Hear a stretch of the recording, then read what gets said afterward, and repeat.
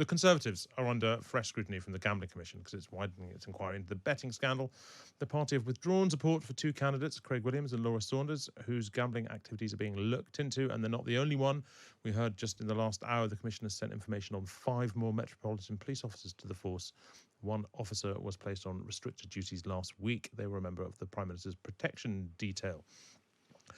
Alicia, Keir Starmer said the Conservatives should have withdrawn their support for these candidates a week ago. What do you think's changed now? Well, politically, for Rishi Sunak, I think he wanted to quiet this whole story down. And I think he thought that by saying that there was an inquiry into what had happened, he thought that that might kind of slow down all of the talk, all of the gossip about this and stop it from unravelling further. Every single answer that he gave was that there is an ongoing inquiry, so he can't speak further about it. That sadly didn't work for him. If anything, I think the noise actually got louder as a result of that because people just wanted some answers about what had really gone on. So now he was pushed a bit further and was left with no choice but to actually withdraw the support from the candidates. The reason why he probably hesitated over doing that is because it's now too late to replace these candidates before the general election. So come July the 4th, when people go to vote in these constituencies, they will still see both of the names of the candidates that are no longer Conservatives, but they will still be on the ballot paper, and the Conservatives won't be able to stand anyone in their place. So I think that's why he took some time to actually come to that decision. And it, of course, affects, if should they win their seats, it affects their seat numbers and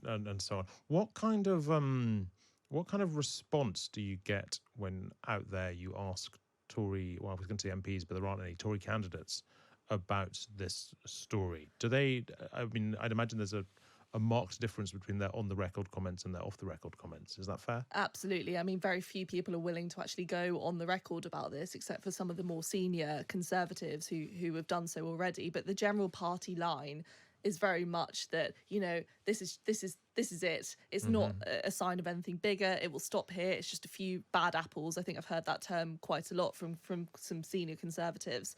However, it does seem from speaking to multiple people that this is actually maybe the tip of the iceberg and that there could be some more people. I mean, literally in the past hour, we've heard more about some Met Police officers who have also been involved in this scandal. And it does seem to just keep unravelling. And it seems that more and more keeps coming to light. Do you think, is it particularly about Rishi Sunak? Is it particularly about his authority? Because one can imagine if this were a story happening under Boris Johnson, people would be saying, oh, well, it just shows that it's chaos.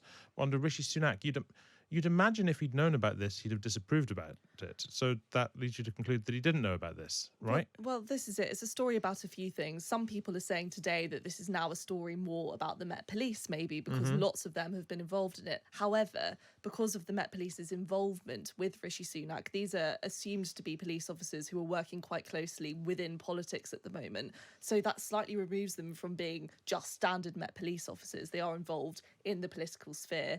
In terms of Rishi Sunak's accountability, he is obviously going to say that he had no idea about this, and that may well be true.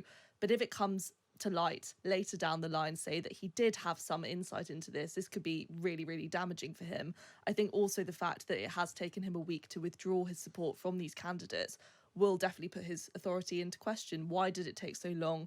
Why was he potentially having 2 extra candidates standing for the Conservatives in the election over the morality of this situation? I think lots of people will question that. And do you think, I mean, I asked Kate McCann this earlier, but do you think the reason why it's taken him so long, is that because he didn't think it was so important? Is that because he simply just didn't have the capacity to deal with this on top of trying to become Prime Minister again?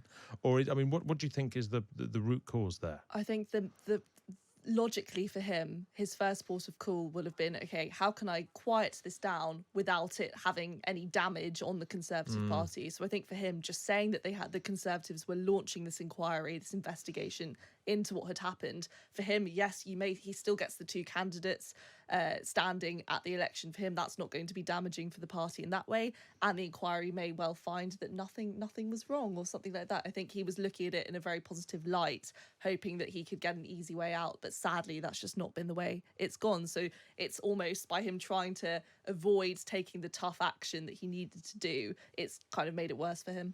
Well, look, this is a story that ultimately lands with what is decided by the Gambling Commission. Commission who don't want to get involved in politics. Steve Baker used that excuse to remain tight-lipped with Andrew Neil earlier this afternoon on Times Radio. I can't comment on internal Conservative Party processes, and of course the Gambling Commission is independent, and I understand they have asked that we not give a rolling commentary. So with that in mind, I can't really comment on how the Conservative Party's reached this decision.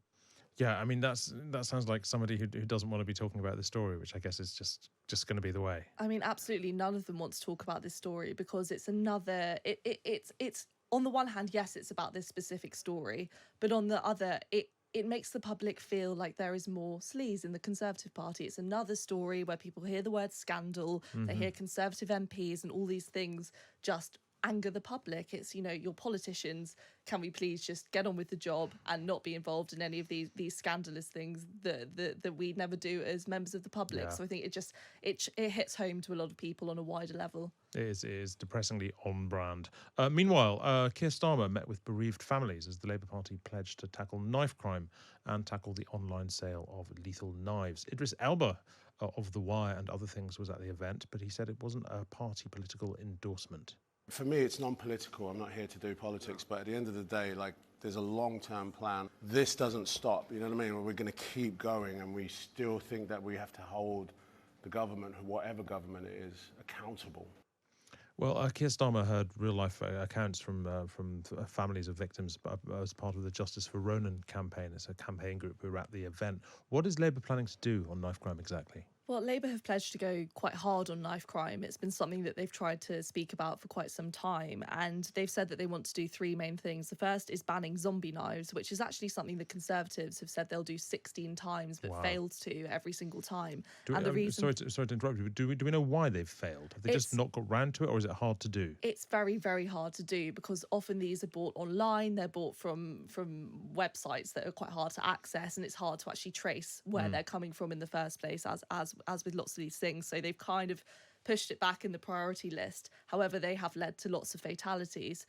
So Labour are saying they will implement that and they will do that. They also want to start up a youth programme, and that is an idea of prevention rather than cure. It's what Keir Starmer wants to channel anyone who he thinks maybe is going off the rails, that was his words this morning, and put them into a bit of a rehabilitation programme and education programme. There are some question marks over that, though. Lots of people saying, you know, if they're already at the point where they're considering knife crime, is it maybe too late for them to be put into into these systems? And then he says if that doesn't work, and he admits that it probably won't work in every case, then he wants to see tougher sentences for those who are caught with knives. Issue with that being, we have a really, really bad prison system at the moment that is overcrowded, not enough spaces. So that's something that Labour do need to grapple with if they do go into power. How are you going to sentence people more when there isn't space for them? So some question marks, but they are trying to be authoritative on this and say that they will do something about it. Keir Starmer, of course, his background, he was the director of public prosecution, so he should be strong on sort of law and order measures. Traditionally, it's the Conservatives who have the edge on law and order. Presumably, Labour, look, I mean, this is an incredibly worthy policy and a worthy event, but presumably they also sent political opportunity here that the Conservatives are perhaps losing their reputation for being tough on this kind of thing. Absolutely. Well, Keir Starmer often uses the figure that knife-related incidents have increased by 80% since 2015 under successive Conservative prime ministers. And he says that shows that the Conservatives have lost their grip on being tough on crime. And I think when Labour had Jeremy Corbyn as its leader, I think the idea that Labour were weak on crime really rose. It became a more popular thing for people to think and people to say about the Labour Party. And Keir Starmer has been keen to show that his Labour has shifted and that they are now tough on crime. They will clamp down on all of these things. The issue is that lots of what they're promising is quite similar to things that the Conservatives have promised in the past. And then he still needs to deal with issues like stop and search. That's Conservatives saying that we do need to actually keep stop and search. Labour finding that a more difficult issue because of allegations of racism and discrimination. So it's a harder one for them to grapple with politically.